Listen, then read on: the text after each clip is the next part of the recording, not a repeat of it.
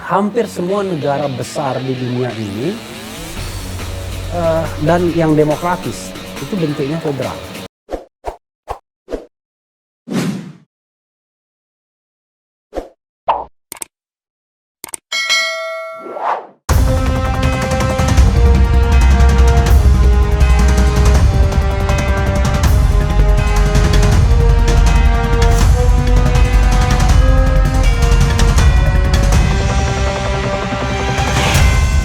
Jadi the guided democracy. Ya kita ngomong apa adanya. Iya dong, jadi iya. gini, permasalahan terbesar kita adalah dengan Pancasila itu ditafsirkan menurut selera kekuasaan. Ya. Itu beratnya.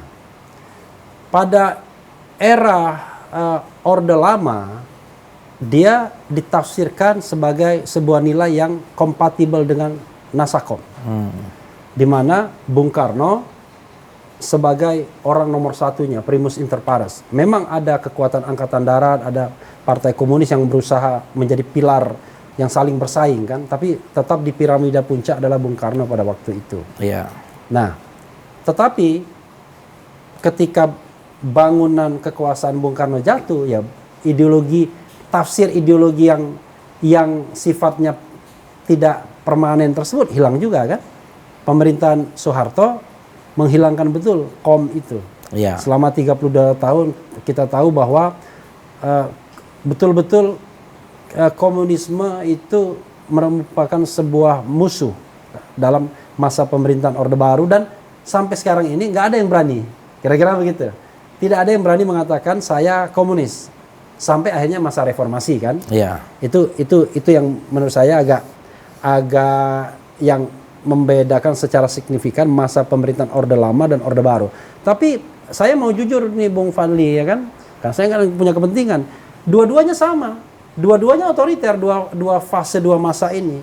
Satu, kalau menurut Prof. Mahfud MD misalnya dalam disertasinya dia bilang satu otoriter, satu non demokratis. Karena dia bikin disertasinya di zaman Orde Baru. Jadi bilang dia non demokratis gitu. Saya berpendapat begini. Iya. Memang ada perubahan orientasi yang luar biasa kan. Dari Orde Lama yang tadinya menempatkan politik sebagai panglima. Kepada Orde Baru yang menempatkan ekonomi sebagai panglima. Pembangunan gitu ya. Dan waktu itu saya tanya pada Pak Murdiono. Kan ada istilah trilogi pembangunan. Ya. Nah, menurut saya itu udah hampir lupa saya trilogi pembangunan. Tapi gini, ada cerita itu. menarik. Kalau menurut Pak Murdiono nih, saya interview, itu dari mana ide trilogi? Katanya itu dari novelnya Motinggo Bushe. Oke. Motinggo Bushe itu ada Jahanam, Malam Jahanam. Malam Jahanam. Novelnya agak nyerempet-nyerempet gitu lah ya. Iya, Motinggo Bushe. Jadi kan waktu itu ada stabilitas, ada pertumbuhan, ada pemerataan. Nah, itu dibolak-balik aja. Stabilitas, sorry. Saya lulus P4 agak bagus. Saya pernah juara cepat tepat P4. Tapi iya. Lu udah lupa. Ya, apa tadi? Stabilitas nasional, pertumbuhan dan pemerataan. Jadi stabilitas pertama kalau. Tapi saya ingat itu, dan itu katanya dalam P4 yang kita pelajari, trilogi pembangunan itu dinamis sifatnya. Betul. Suatu saat kita lebih mengutamakan stabilitas. Terus pertumbuhan. Terus pemerataan. Dan ternyata pemerataan kan nggak pernah terjadi. Tapi kan yang hebat yang diakui, bukan saya membela, tapi lihat bagaimana switch dari inflasi yang ratusan persen, kemudian juga pertumbuhan yang minus, kemudian menjadi maju. Lalu terutama di awal-awal itu revolusi hijau untuk bidang pertanian, SD Impres, Bimas, bahkan kemarin kan ada yang dapat hadiah Nobel dari apa yang dipikirkan itu. Jadi menurut saya memang ada minusnya. Minusnya itu terutama memang hak-hak berdemokrasi, hak sipil dan politik. Sipil dan politik itu yang dibatasi, pers, kebebasan pers, hak untuk membuat partai. Dan hak berbicara dan sebagainya. Bahkan waktu itu petisi 50 saja Pak Nasution istilahnya waktu itu sangat populer, saya masih ingat, itu mendapatkan kematian perdata.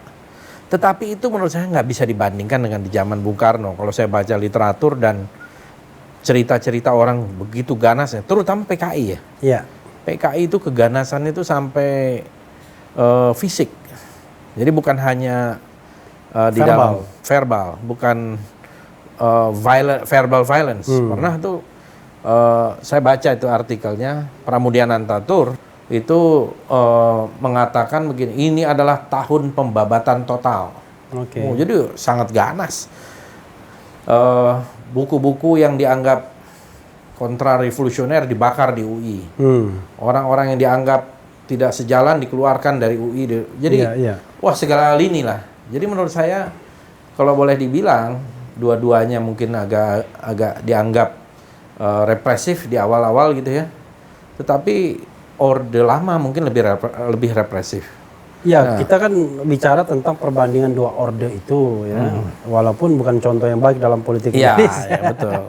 Cuma memang ya kalau kita lihat misalnya gini, Orde Lama itu berkuasanya tuh rentangnya pendek sekali. Dari tahun 59 sampai tahun 66 de facto-nya kan. Walaupun di jurenya tahun 67 kan. Ya. Tapi pemerintahan Orde Baru 32 tahun. Hanya sebenarnya memang kita harus fair juga, tidak persis 32 tahun. Karena di awal-awal pemerintahan itu demokrasi itu ada. Tapi setelah pemilu 71, kekuasaan itu sudah consolidated kan? Di mana Golkar menangnya luar biasa, menjadi pemain tunggal di dalam pengambil kebijakan baik di MPR maupun DPR, dan bangunan politiknya sudah otoritarian. Apalagi dengan jalur ABG-nya kan? ABRI, birokrasi dan Golkar. Dan dari sisi dari sisi efektivitas, kekuasaan Orde Baru dianggap jauh lebih efektif. Ya, betul. Karena dia ditopang oleh 3 kekuatan itu dibandingkan Bung Karno yang one man show. Dan Bung Karno membiarkan kekuatan-kekuatan politik saat itu untuk bertarung. Mungkin metode dia begitu. Jadi bertarung, tapi kayak di Thailand, orang boleh bertarung di bawah, tapi setelah itu akan minta restu raja. Kalau dia tidak minta restu raja, maka pemerintahnya tidak akan dapat legitimasi masyarakat. Karena masyarakat masih cinta raja. Tapi kan Bhumibol Adulyadej, raja sekarang kan ibaratnya dia tidak punya legitimasi sehebat Bhumibol. Betul. Makanya sekarang agak protes untuk mengubah sistem pemerintahan dari, bukan sistem pemerintahan, bentuk negara ya. Bukan bentuk bentuk pemerintahan dari monarki kepada republik itu kan sudah mulai menggaung kan, karena dianggap tidak ada. Nah, dari sisi efektivitas saya balik lagi, memang pemerintahan Orde Baru ya efektif.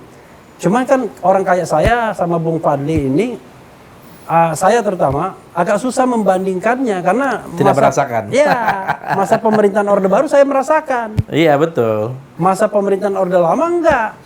Yang merasakan ibu kita. Ibu kita merasakan sebagaimana sedihnya menggunting uang dari 1.000 ke 1 rupiah gitu.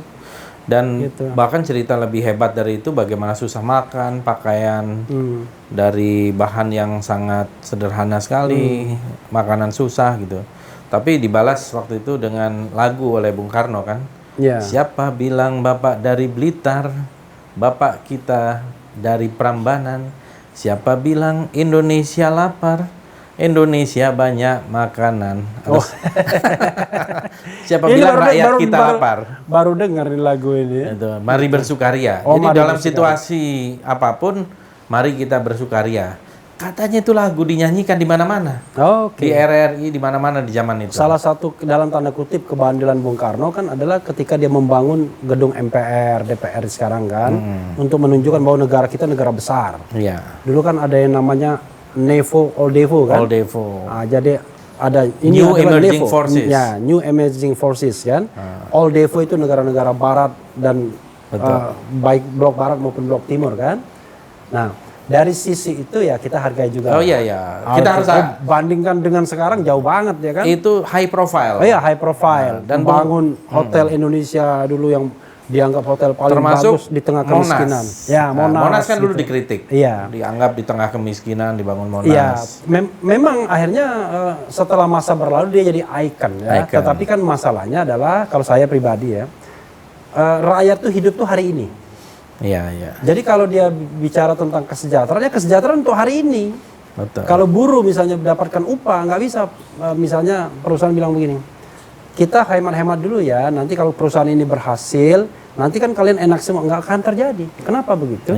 Begitu perusahaan itu besar, maka dia akan bikin anak perusahaan kan begitu. Iya. Nah, saya ingin mengatakan mungkin saja nanti 5, 10, 20 tahun ke depan apa yang dikerjakan Presiden Jokowi ini akan dipuji-puji, jalan tol dan lain sebagainya.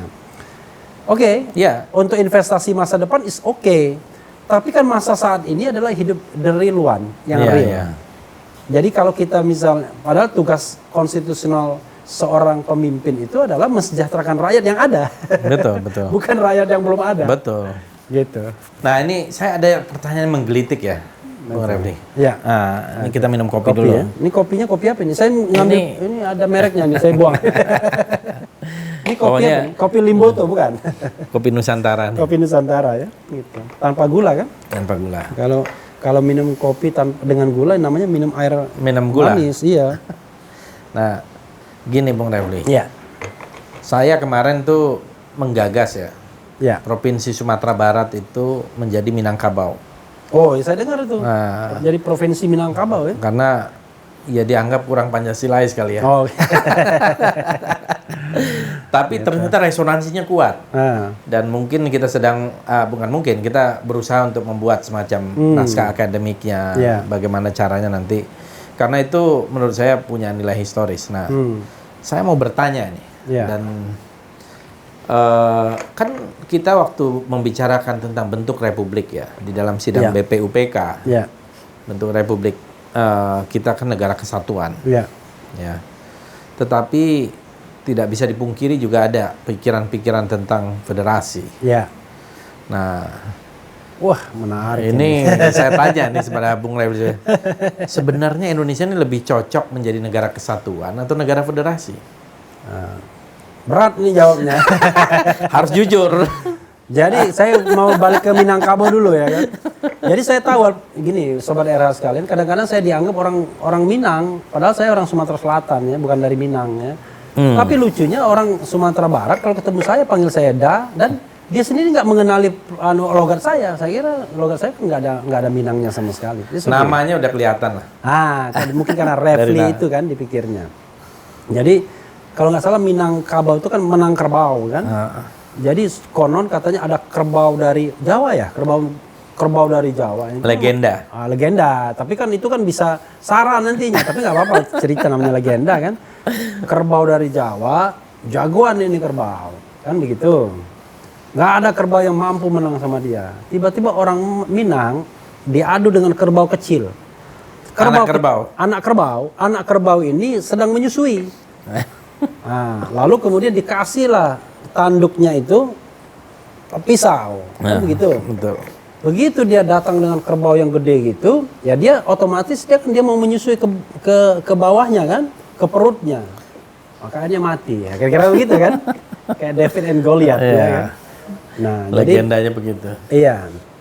Jadi begini Bung, saya teringat ketika Amin Rais mendeklarasikan Partai Amanat Nasional tahun 1999 kan, waktu reformasi.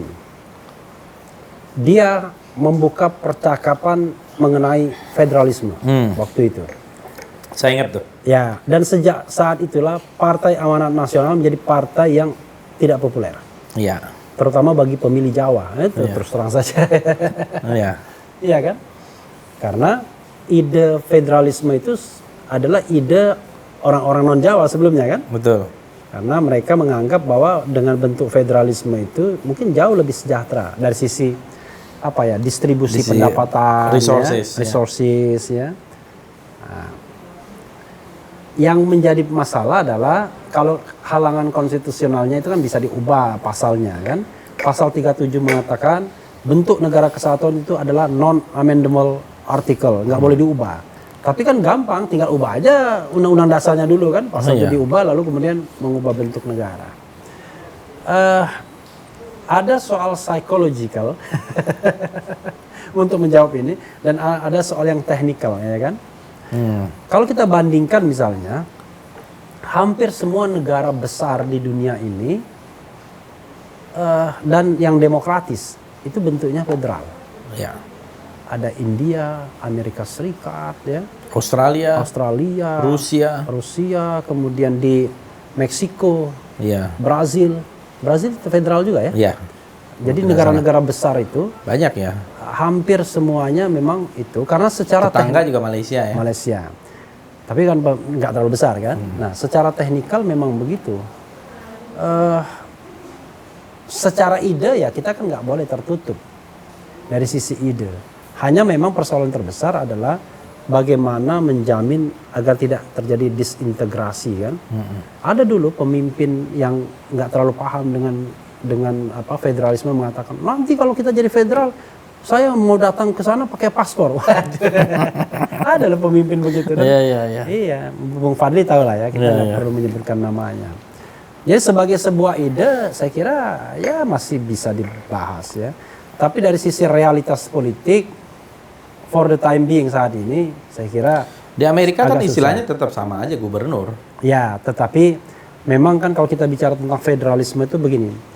Selalu ada kontraksi antara pemerintah pusat dan pemerintah daerah kan? Iya. Sejauh mana pemerintah pusat itu punya kan gini, kalau teorinya gini, pakai teori residu kan? Kalau kekuasaan itu didefinisikan di pusat, sisanya di daerah, maka itu sistem pemerintahnya federal. Kalau yang didefinisikan itu adalah yang daerah, sisanya di pusat, itu bentuk negara kesatuan. Tapi Indonesia ini sebenarnya negara kesatuan yang arrangementnya sedikit federal. Karena kenapa? Karena pemerintah pusat itu kekuasaannya didefinisikan, yaitu bahwa pemerintah pusat berkuasa atas 6 bidang kan, yaitu pertahanan, keamanan, kemudian agama, luar negeri, fiskal dan moneter, kan begitu. Cuma 6 itu tidak close, yang membuat kita masih negara kesatuan. Dan bidang-bidang lain yang menurut undang-undang memang perlu di-handle oleh pemerintah pusat. Nah, ternyata walaupun ada semacam arrangement federal, justru hari-hari terakhir ini saya lihat kita kok semakin sentralistik. Kalau kita lihat misalnya undang-undang tentang pemerintahan daerah, Undang-Undang Nomor 2 tahun 1999, itu sedikit ke daerah beratnya. Betul. Kemudian Undang-Undang 32 2004, ya lumayan lah, Undang-Undang reformasi. Iya, Undang-Undang 23 2014 ini lebih sentralistik. Banyak sekali kewenangan-kewenangan daerah yang ditarik ke pusat lagi. Padahal kan itu kan bukan menyelesaikan masalah. Persoalannya hanya memindahkan pola korupsinya saja. Dari korupsi ke daerah, pindah ke gubernur, dari gubernur pindah ke pusat, atau pusat ke daerah lagi bolak-balik. Kenapa korupsinya? Ya, karena akar masalahnya kan nggak diselesaikan. Kan akar rootnya kan nggak diselesaikan. Bagaimana kita memberantas korupsi itu? Jadi kalau misalnya gini, saya mencabut kewenangan yang diberikan kepada kabupaten kota, kepada bupati dan wali kota, karena bupati dan wali kotanya suka korupsi, terutama korupsi perizinan, sumber daya alam tambang dan lain sebagainya. Saya cabut untuk pusat, kan begitu? Kan suapnya kan pindah, jadi governance-nya nggak berubah. Cuma suapnya pindah, tadi suapnya kepada kabupaten kota atau bupati wali kota, sekarang ke pusat. Ke pusat, kan begitu. Nah, saya kira pada masa reformasi ini, Bung, saya merasa paling prihatin adalah korupsi itu tidak diadres, tidak dijawab, tidak amanat reformasi yang tidak dilaksanakan secara baik itu adalah pemberantasan korupsi. Makanya saya mengatakan, misalnya dalam satu masa saya pernah menulis, saya mengatakan Presiden Jokowi bagus dalam pembangunan ekonomi ketika dia membangun infrastruktur di awal ya 2017 ke bawah. Kalau sekarang kan kita sama-sama hancur, kita tahu, karena ternyata dampak krisis corona, hutang dan lain sebagainya itu luar biasa. Kemudian konsolidasi politik luar biasa, ingat kan KMP hanya bertahan 1 tahun saja bubar langsung, betul ya kan? Dan bahkan sekarang Gerindra pun masuk pemerintahan loh. Jangan lupa ini dari Gerindra ini. Ya sobat era sekalian, itu bincang saya dengan Fadli Zon, anggota DPR dari Partai Gerindra. Dan ini sebenarnya bukan perbincangan seperti halnya tanya jawab, saya tanya kemudian Fadli Zon menjawab, tapi ini adalah sebuah crossfire. Walaupun saya tidak mewakili siapapun, ya, beliau mewakili dari partai politik, tapi dalam perbincangan ini beliau adalah pribadi yang mandiri, independen, dengan view, dengan pandangan, dengan perspektif yang mandiri juga. Nah, mudah-mudahan apa yang kita bicarakan itu bisa menjadi pembelajaran baik bagi kami maupun bagi kita semua. Karena kalau bilang kami dan kita, kadang-kadang terakhir ini agak sensi ya, karena itu saya sebutkan semua bagi kami dan bagi kita semua.